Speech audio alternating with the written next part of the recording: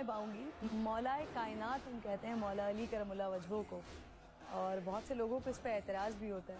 تو میں چاہتی ہوں کہ آج وہ مولا کائنات کا صحیح مفہوم کیا ہے, اس کا معنی کیا ہے, اور کیوں ہم مولا کائنات انہیں پکارتے ہیں, تو آج اس پہ روشنی ڈالی جائے. واہ واہ واہ واہ واہ. اس کی وجہ یہ ہے کہ اعتراض ہمیشہ اس کو ہوگا کہ جو مقصد دین اور مقصد اسلام نہیں سمجھتا. پہلی بات تو تمام مسلمانوں کو اپنے ذہن سے یہ بات نکالنا پڑے گی کہ دین اسلام صرف مسلمانوں کے لیے آیا ہے. سبحان اللہ. یہ ذہن سے نکالنا پڑے گا, یہ غلط فہمی دور کرنا پڑے گی کہ صرف عرب کے لیے آیا, صرف مسلمان کے لیے آیا. اللہ میاں صرف ہمارے ہیں, اللہ صرف مسلمانوں کا ہے, نبی صرف مسلمانوں کا ہے. اس کی وجہ یہ ہے اللہ صرف مسلمانوں کا ہے, نبی صرف مسلمانوں کا ہے. اس کی وجہ یہ ہے کہ قرآن کو غور سے نہیں پڑھا گیا. جب قرآن شروع ہوتا ہے تو ساری دنیا کو یہ بات بتائی جاتی ہے, بسم اللہ الرحمن الرحیم, الحمدللہ رب العالمین. عالمین کو ابھی تک اس سائنسی دور میں کوشش نہیں کی گئی. بہرحال میں نے تو اس پہ 30-40 تقریریں کی ہیں اور کئی اشرے پڑھے ہیں کہ عالمین کیا ہے, اور اس کو میں نے قرآن سے, حدیث سے, سائنس سے واضح کیا ہے کہ عالمین کیا ہے. رب جو ہے وہ محدود نہیں ہے, عالمین کا رب ہے. بے شک. اب جب اسلام آیا ہے تو وہ عالمین کے لیے آیا ہے, صرف مسلمانوں کے لیے نہیں آیا, صرف عرب کے لیے نہیں آیا. عرب مرکز ہے, عرب کا مرکز مکہ ہے. مرکزی حیثیت آپ رکھیں اس کی کہ وہاں پر دین آیا, حیثیت آپ رکھیں اس کی کہ وہاں پر دین آیا, بنی ہاشم کے گھر میں آیا, بنی ہاشم میں سے نبی نکلا, اس کو بھی آپ مرکز رکھیں, وہ سب صحیح ہے. لیکن یہ بھی کہا گیا کہ رحمت للعالمین. اگر رب عالمین کا ہے تو نبی بھی عالمین کا ہے. اب جب اپنے بعد رسول اللہ کسی کو دین کی محافظت کے لیے مقرر کریں گے کہ جو دین بھی سمجھائے, قرآن بھی سمجھائے, شرع بھی سمجھائے, فقہ بھی سمجھائے, اور پوری دنیا کے علوم سمجھائے, تو علی سے بڑھ کے کوئی نہیں تھا. کہ علی کے پاس سارا ذخیرہ موجود تھا, اور وہ اسلام کو صحیح طریقے سے بچپن سے سمجھ رہے تھے, وہی سمجھا سکتے تھے, چاہے شریعت ہو یا فقہ ہو, کچھ بھی ہو. جیسے کہ ابھی مولانا نے حوالے دیے, میں بھی ایک حوالہ دے رہا ہوں کہ ابن ابی الحدید معتزلی نے اپنے مقدمہ نہج البلاغہ میں لکھا کہ حضرت عمر نے یہ اعلان کیا تھا کہ اگر مسجد میں علی موجود ہوں تو خبردار کوئی فتویٰ نہ دے, وہ ذلیل ہو جائے گا. علی کی موجودگی میں اگر فتویٰ دیا تو اس کے معنی فتویٰ اور شریعت جو علی سمجھتے تھے, یہ بات حضرت عمر بھی جانتے تھے. خلافت کے ہر ادوار میں علی کی حیثیت ایک بڑے عالم کی تھی, جیسا کہ ابھی آپ نے بھی فرمایا, آپ نے بھی فرمایا, کون صاحب نے بھی فرمایا. تو ان چیزوں کو ہمیں بار بار بیان کرنا چاہیے. تو اب علی کو بھی عالمین کا ہونا چاہیے. تو اب اگر مولا کائنات کہہ دیا تو اس میں کون سا شرک ہو گیا, کون سی مصیبت آفت آ گئی. اب مولا کے معنی ولی ہیں, بے شک. اب ولی کے معنی اگر 18 معنی ہیں تو 18 معنی میں سے, تو ولی کے معنی اگر 18 معنی ہیں تو 18 معنی میں سے 17 معنی رد ہو جائیں گے, اس لیے کہ اللہ خود اپنے کو ولی کہہ رہا ہے, میں ولی, رسول ولی, اور وہ تیسرا ولی ہے جو رکوع میں زکوٰۃ دے رہا ہے.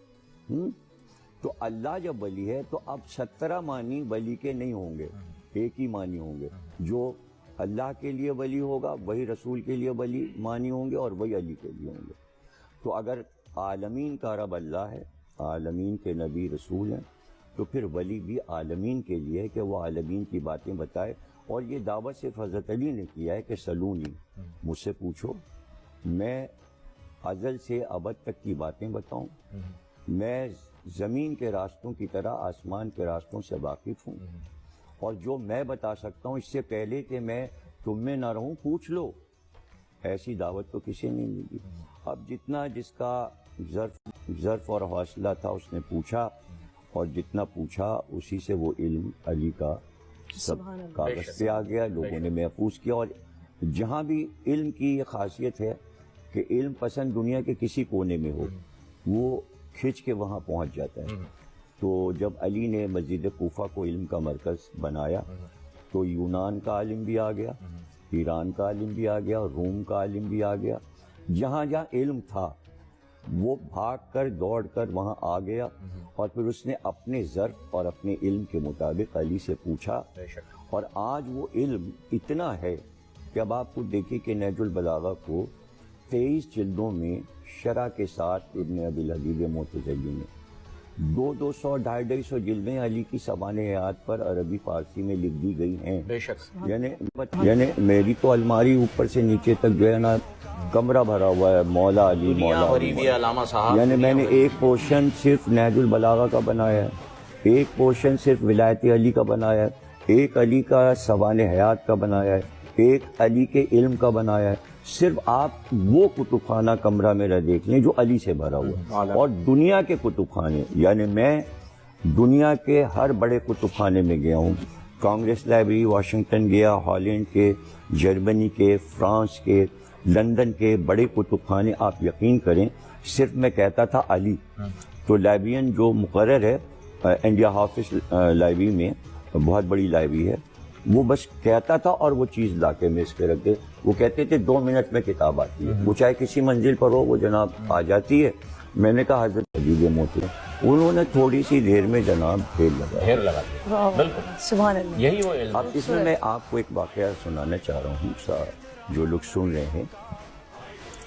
ایک عیسائی عالم ہے، اس کا نام ہے جارج جرداق۔ ابھی عدل پہ بات کر رہے تھے مولانا، تو اس وقت مجھے یہ بات یاد آئی۔ تو جارج جرداق نے ایک کتاب لکھی حضرت علی پر، اور اس کا نام اردو میں ترجمہ میں بتا رہا ہوں، ندائے عدالت انسانیہ۔ ابھی مولانا نے حضرت عمر کا ایک واقعہ سنایا کہ وہ صرف اسلام کے فیصلہ کرنے والے نہیں بلکہ کائنات کے ہیں۔ بے شک تو اس نے یہ لکھا کہ علی عدالت انسانی کے فیصلہ کرنے والے، ماشاءاللہ۔ یعنی آواز آ رہی ہے۔ ان نے کتاب لکھی تھی، کوئی چھاپنے کو تیار نہیں ہے، تو پادری نے کہا کس موضوع پہ لکھی ہے؟ اس نے کہا میں نے حضرت علی پہ کتاب لکھی ہے۔ تو پادری نے کہا تم نے حضرت علی پہ کیوں لکھی کتاب؟ اس نے کہا میں نے جب کتابیں دیکھی تو میں نے دیکھا کہ عیسائیوں پر علی کے کچھ احسانات ہیں، میں نے اس احسان کو اتارنے کے لیے علی پر کتاب لکھی ہے۔ تو کہا سب نے منع کر دیا، کہاں؟ وہ اندر گیا اور کچھ پیسے لے کے آیا، اور اس نے کہا بھائی یہ چرچ کے پیسے ہیں، اس سے تم کتاب چھاپ لو، جب تمہاری کتاب بک جائے تو تم چرچ کے پیسے واپس کر دینا، لیکن کتاب چھاپو گے۔ اس کی کتاب چھپی، 123 ایڈیشن اس کے کتاب کے آئے، پھر اس کا ترجمہ جرمنی میں ہوا، پھر فرینچ میں ہوا، پھر ایران میں ہوا، عربی میں اس کا ترجمہ بار بار ہوا،